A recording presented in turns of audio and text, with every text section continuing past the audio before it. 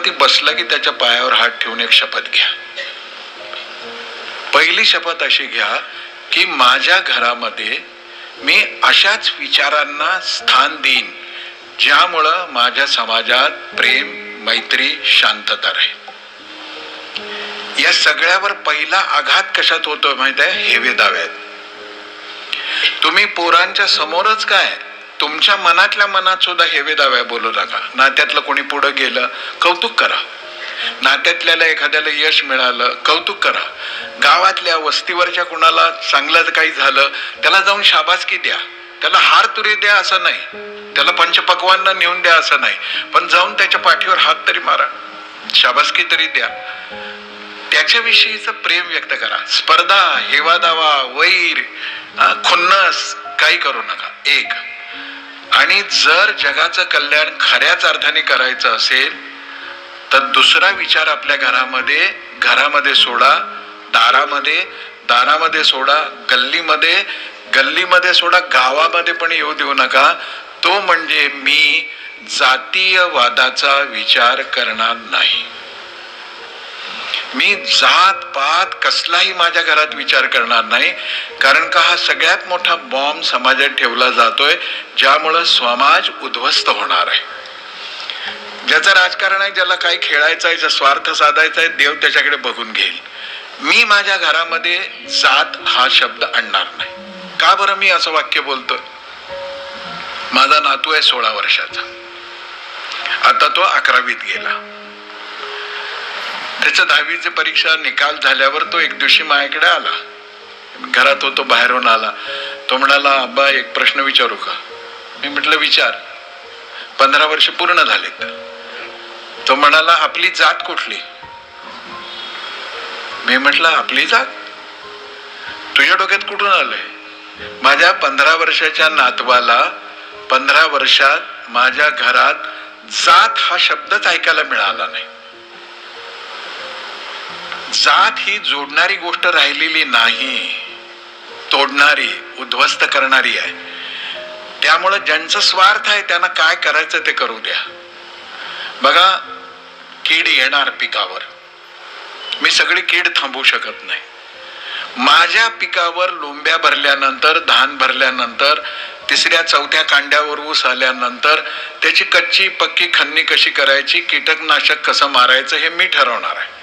मी सगळ्या गावातला रोग, गावातले कीटाणू, गावातला सगळे प्रश्न सोडवू शकत नाही. माझं शेत मी सुरक्षित ठेवेन. माझ्या घरात जात हा शब्द येता कामा नये. मी तुम्हाला सांगतो, जग आपल्यावरती तुटून पडायला उत्सुक आहे. आपण फक्त एवढा एक दोष बाजूला केला तर आपण जगाचे बाप होऊ, आपण जगाला शरण जाणार नाही. माझ्या नातवाला मी म्हटलं, तुझ्या डोक्यात कुठून आला? 16 वर्ष माझ्या घरात हे नव्हतं. कारण का 50 वर्ष माझ्या आई वडिलांनी मला कधी हे सांगितलं नाही की आपली जात काय. मग तो म्हणाला, काय झालं, माझे मित्र बोलत होते 11वीला जर ऍडमिशन घ्यायची असेल तर फलानी जात असेल, फलाना असेल तर आपल्याला 1-2% कमी जास्त मार्क असलं तरी चालतंय. मी म्हटलं की ती चांगली व्यवस्था आहे. ज्या मुलांना पिढी दर पिढी शिक्षण नाही मिळालं, ज्यांच्या घरी शिक्षणाचा स्पर्श नाही, मग ते त्यांना ओबीसी म्हणा, एसी म्हणा, एसटी म्हणा, मागासवर्गीय म्हणा, काय शब्द वापरायचा, त्या बिचाऱ्यांना 2% मार्क कमी पडले तर त्यांना संधी मिळाली पाहिजे. जोपर्यंत ते पूर्ण चांगल्या स्थितीत समाजात येत नाही तोपर्यंत त्यांना संरक्षण मिळालं पाहिजे, राखीव जागा राहायला पाहिजे, तसं प्रवेशही मिळाला पाहिजे. पण तो म्हणाला, हे ठीक आहे पण आपली जात कुठली? त्याचा प्रश्न तर होता. मी म्हटलं, तुला आता कशाला पाहिजे जात?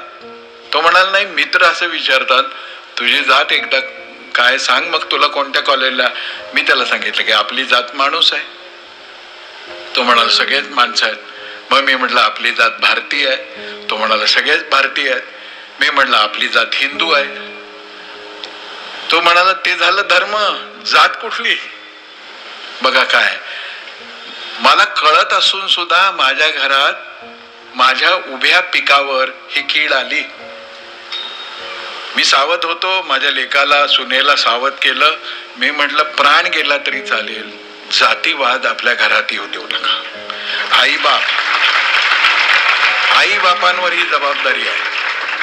ते लग्न कार्याच्या वेळेला, सोयरीक बघायच्या वेळेला पदराला पदर लागतो की नाही वगैरे, ते सगळं जे करायचं आहे ते करा, तेही फार काळ टिकणार नाहीये. आपण सगळ्यांनी मिसळून गेलं पाहिजे, पण तो वेगळा विषय आहे. एकमेकांच्या बरोबर राहिलं पाहिजे. त्यामुळे आपल्या गावातली मंदिरं असो, आपल्या गावातला कुठलाही कार्यक्रम असो, आपल्या घरातला कुठलाही कार्यक्रम असो, आपल्याला आपल्या कुटुंबामध्ये जात हा शब्द येऊ. माझ्या तरुण मित्रांना मी सांगेन, तुमच्या डोक्यामध्ये हे विष पेरायचं फार मोठं कारस्थान जगभरातून येणाऱ्या पैशाच्या आधाराने सुरू आहे. तुम्हाला देशभक्ती करून सीमेवरती जाऊन प्राण देता नाही येत ना, नका देऊ, त्याला फार पुण्य लागतं. पण निदान समाजामध्ये विष घालवू नका. पहिली गोष्ट आहे भाषा, दुसरी गोष्ट आहे विचार. आपण विचार कसा करायचा? आम्हाला सगळ्यांना एकत्र घ्यायचंय, सगळ्यांबरोबर राहायचंय.